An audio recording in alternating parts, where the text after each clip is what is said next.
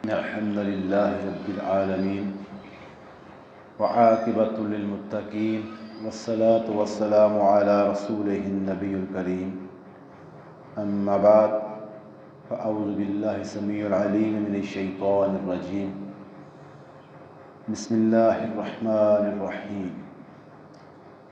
عزیز بھائیو، بزرگوں، محترم ساتھیوں، 16واں پارہ 19ویں سورہ مریم، اس کی 57 آیات ہم پڑھ چکے ہیں۔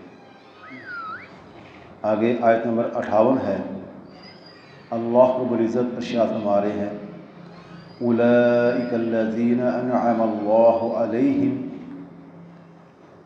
یہی ہیں وہ لوگ جن کے اوپر اللہ کا انعام ہوا۔ پیچھے ہم نے کچھ انبیاء کا تذکرہ سنا ہے۔ اللہ تعالیٰ نے 10 نبیوں کا ذکر کیا یہاں پر، اور ان کے بارے میں فرما رہے ہیں کہ یہی ہیں وہ لوگ جن پر اللہ کا انعام ہوا۔ من النبیین، یہ نبیوں میں سے ہیں۔ من ذریت آدم، کچھ آدم علیہ السلام کی اولاد میں سے ہیں۔ وممن حملنا مع نوح، اور کچھ ان میں سے ایسے ہیں نوح علیہ السلام کے ساتھی جو تھے ان کی اولاد میں سے ہیں۔ ومن ذریت ابراہیم و اسرائیل، اور کچھ ابراہیم علیہ السلام اور اسرائیل کی اولاد میں سے ہیں۔ وممن ہدینا واجتبینا، اور ان میں سے کچھ ہم نے ہدایت عطا کی اور ہم نے چن لیا ہے ان کو۔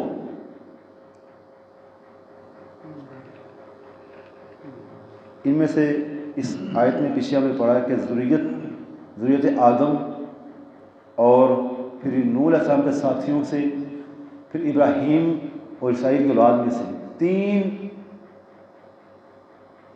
نسب اللہ نے بیان کیے یہاں پر۔ ہم قرآن پڑھتے ہیں، ترجمہ بھی اس کا پڑھتے ہیں، لیکن جب اس کی کوئی آیت پڑھ کے اس کی گہرائی میں جاتے ہیں نا، پھر ایک عجیب مزہ آتا ہے اس میں سمجھنے کا، کہ یہاں پر اللہ نے 3 ذریت کا ذکر کیا، 3 نسب بیان کیا اللہ تعالیٰ نے۔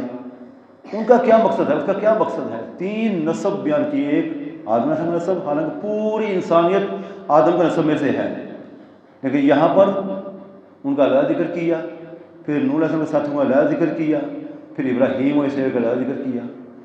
حالانکہ نوح علیہ السلام کو بھی آدم ثانی کہا جاتا ہے، کیونکہ ہم نے جب نوح علیہ السلام کا ذکر پڑھتے ہیں، قصہ پڑھتے ہیں نا، تو یہ چیز ہمیں ملتی ہے کہ نوح علیہ السلام سے پہلے جتنی بھی انسانیت تھی نا، ساری کی ساری ہلاک ہو گئی تھی وہ پانی کے طوفان میں۔ تو وہ لوگ بچے تھے جو ان کی کشتی میں سوار ہوئے تھے، ورنہ جتنے بھی لوگ اس سے پہلے تھے سارے کے سارے ہلاک ہو گئے تھے، وہ تباہ ہو گئے تھے۔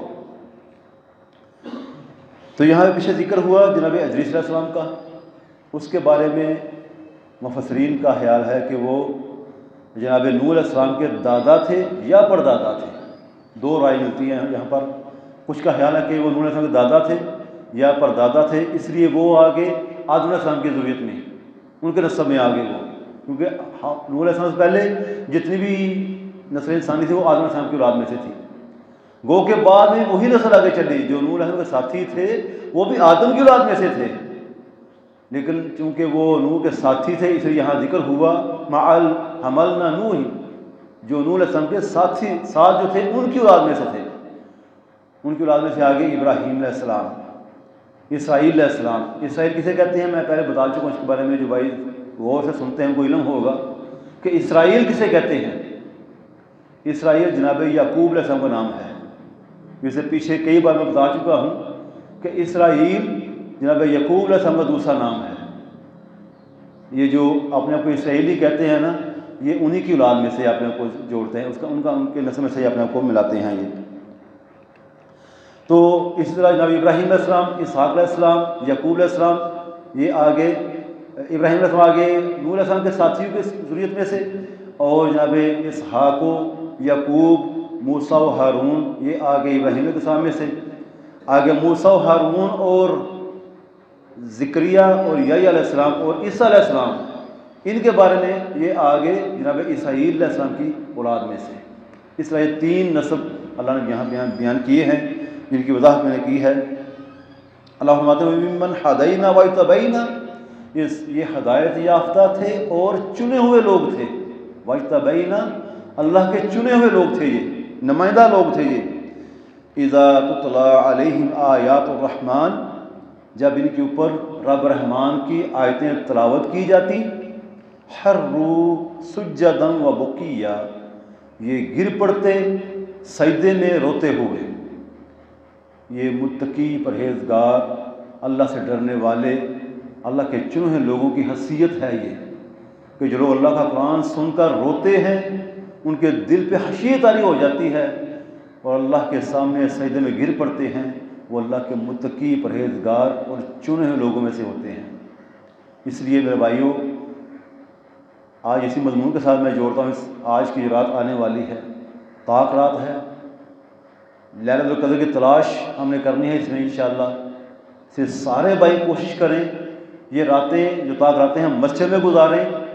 الحمدللہ ہم کوشش کرتے ہیں کہ اپنے استاد کے مطابق قیام کروائیں، اپنے ساتھیوں کو، خود بھی کریں، ساتھیوں کو بھی کروائیں، اور اس جو طاق رات ہے، جو لیلۃ القدر کی تلاش ہے، اس کا ہم حق ادا کریں۔ کوشش کریں کہ اللہ ہمارے نصیبے میں یہ ایک رات لکھ دے، ہمیں وہ رات مل جائے جو رات بڑی قیمتی ہے۔ اس کی وضاحت کل کروں گا کہ کتنی قیمت اس رات کی، کس قدر اس رات کی فضیلت ہے اور قیمت کیا ہے اس کی، کل اس کے بارے میں وضاحت کروں گا۔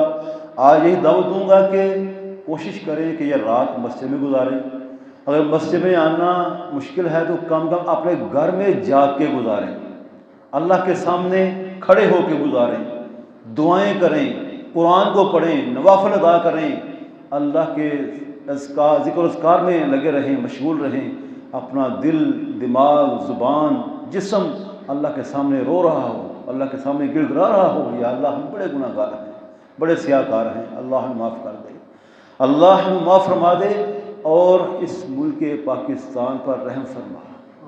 اللہ تعالیٰ اس خطۂ ارض پر اپنی رحمتوں کا نزول کرے اور جو سختیاں، جو مشکلات، جو مشقتیں اس قوم پر آئی ہوئی ہیں، اللہ ان کو دور کر دے۔ اللہ ہمیں کو نیک حکمران عطا کرے جو اس ملک کو دین کی طرف لے کے چلے، اس قوم کو، اس عوام کو دین کی طرف راغب کرے۔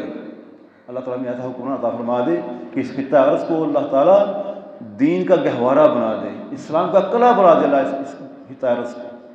اللہ تعالیٰ ہمیں اس قرآن کو پڑھنے کی توفیق عطا فرمائے، اس قرآن کو پڑھ کے اس کو سمجھ کر اس پر عمل کی توفیق اللہ ہمیں عطا فرما دے۔ جب ہم اس قرآن پر عمل کریں گے، پورے کے پورے جو انسانیت ہے، جو قوم ہے، یہ قرآن کو راغب ہو جائے، یقین کریں سب سے پہلی تبدیلی یہ ہوگی۔ جب قوم قرآن کی طرف راغب ہوگی، قرآن کو پڑھنے والی، سمجھنے والی ہوگی، اس پر عمل کرنے والی ہوگی، تو حکمران بھی ہم وہ چنیں گے جو قرآن کو پڑھنے جاننے والا ہوگا۔ آج قوم بھی اس سے نابلد ہے اور ہم جن کو چنتے ہیں وہ تو اللہ حافظ کا، تو اللہ تعالیٰ ہمیں اس کی سمجھ عطا فرمائے اور سب سے پہلے ہم تبدیل ہوں، قوم تبدیل ہو، پھر حکمران کو ہمیں اللہ نیک دے گا۔ یہ مت سوچیں کہ ہم ایسے ہی رہیں گے تو ہمیں اللہ کو نیک حکمران عطا کر دے گا، وہ نہیں ہو سکتا، کیونکہ حکمران بھی ہم میں سے اوپر جانا ہے جس نے۔ اللہ تعالیٰ ہمیں اس کی سمجھ عطا فرمائے۔ وَأَقُولُ قَوْلِي هَذَا أَسْتَغْفِرُ اللَّهَ لِي سُبْحَانَكَ اللَّهُمَّ وَبِحَمْدِكَ نَشْهَدُ أَن لَّا إِلَٰهَ إِلَّا أَنتَ نَسْتَغْفِرُكَ وَنَتُوبُ إِلَيْكَ۔